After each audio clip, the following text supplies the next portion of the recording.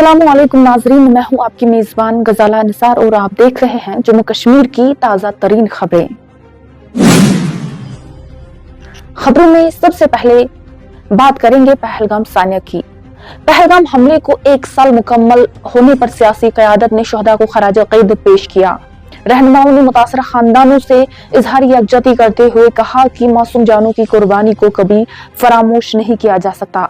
जम्मू कश्मीर के lieutenant governor ने अपने पैगाम में कहा कि हिंदुस्तान मिलिटेंसी के खिलाफ मुत्तहिद है और जम्मू कश्मीर से इसके मुकम्मल खात्मे के लिए पुख्ता अज़म रखता है।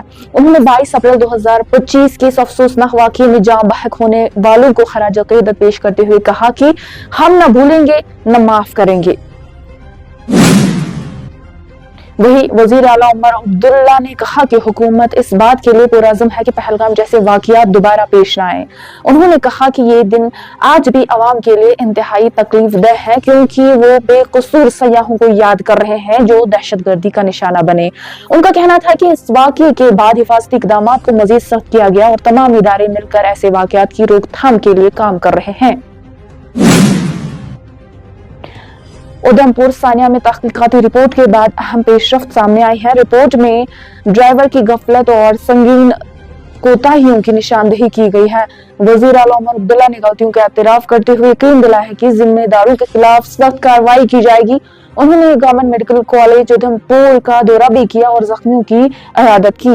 उन्होंने इंकशाफ किया कि हादसे के वक्त असल ड्राइवर छुट्टी पर था और बस गैर मुतल्लिका ट्रक ड्राइवर के हवाले की गई थी, जबकि गाड़ी का माजी भी खिलाफ वर्जियों से भरा रहा है।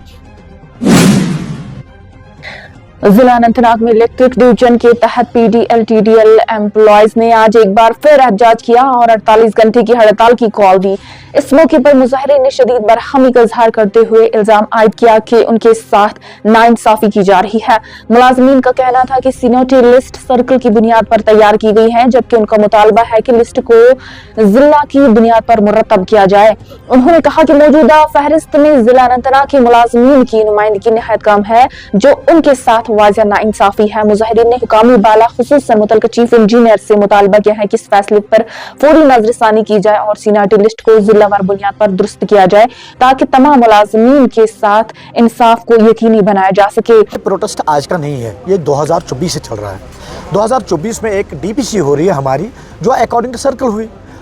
तब भी हमने अपने आला अफसरान जो है, हमने उनसे तब भी कहा कि हमारी जो आप इस वक्त सीनियरिटी लिस्ट निकाल रहे हो, उसको डिस्ट्रिक्ट वाइज निकालो, क्योंकि 375 SRO जो है वो हमारे ऊपर लागू 381 के बदले हो रहा है। उसमें पूरा कैटेगरी लिखा हुआ है कि आपकी जो सीनियरिटी है वो डिस्ट्रिक्ट वाइज होनी चाहिए। डिस्ट्रिक्ट वाइज का मतलब यह है अपने अपने डिस्ट्रिक्ट में जो भी आपके पोस्ट है वो आपके फिल होंगे।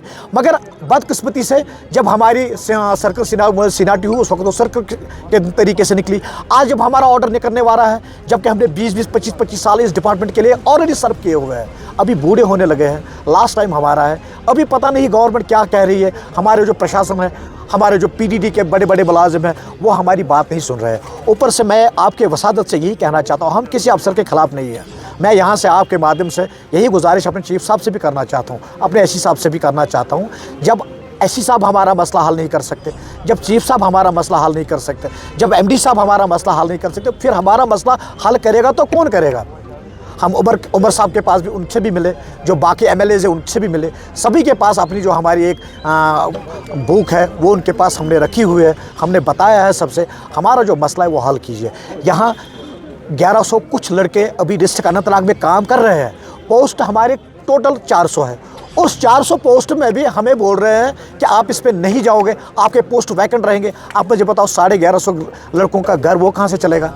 9000 में हमारा गुजारा नहीं होता है। 9000 हमारी तनख्वाह है, आपको तो पता है। एक गैस का सिलेंडर अभी 1500 में मिल रहा है। जो हमारी अपनी बिजली बिल है, जो हमारा घर में अपना पावर का कनेक्शन चल रहा है, 2000, 2500, 3000 हमारा अपना बिल बनता है। आप मुझे बताइए, जो हमारी तनख्वाह, हम बिल भरे, हम गैस लाए, हम खाना पीना लाए, बच्चों का राशन पानी लाए, अपना चलाए, क्या करें हम? इसीलिए मैं अपने चीफ साहब से और अपने MD साहब से यही गुजारिश करना चाहता हूँ। हमने पहले भी की है, नो डाउट हमने कुछ ज़ोर से कहा होगा, मगर ये हमारे जो हमारा जुनून है, कभी कुछ कह सकते हैं, मगर आप हमारे आला अफसरान हो। जब आप हमारे दर्द को नहीं समझोगे तो फिर कौन समझेगा? वही महकमा मौसमियात के मुताबिक जम्मू कश्मीर में आइंदा चंद दिनों तक मजमूई तौर पर मौसम खुश्क रहने की तवक्का है, ताहम अप्रैल के आखिर तक कई हल्की बारिश और घर चमक के इम्कानात मौजूद है। 23 अप्रैल तक दर्जे हरारत में 2 से 4 डिग्री सेल्सियस तक इजाफा मुतवक्का है, जबकि 24 और 25 अप्रैल को तेज हवाओं के साथ हल्की बारिश हो सकती है। कौमी तहकीकाती एजेंसी NI ने पुलवामा के लेथपोरा इलाके में एक मुलजिम के 2 मकानात ज़ाब्त कर लिए हैं। मुलजिम 2017 में CRPF कैंप पर होने वाले हमले में मुलव्वस बताया जा रहा है। ये कार्रवाई NI अदालत के हुक्म पर अमल में लाई गई है। पटियाला हाउस कोर्ट ने बारहमुल्ला के रुकन पार्लियामेंट इंजीनियर रशीद की अबूरी जमानत की दरख्वास्त पर फैसला महफूज कर लिया है।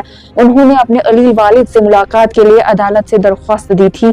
NI ने सिक्योरिटी खदशात की बुनियाद पर जमानत की मुखालफत की है, जबकि अदालत 24 अप्रैल को इस मामले में फैसला सुनाएगी।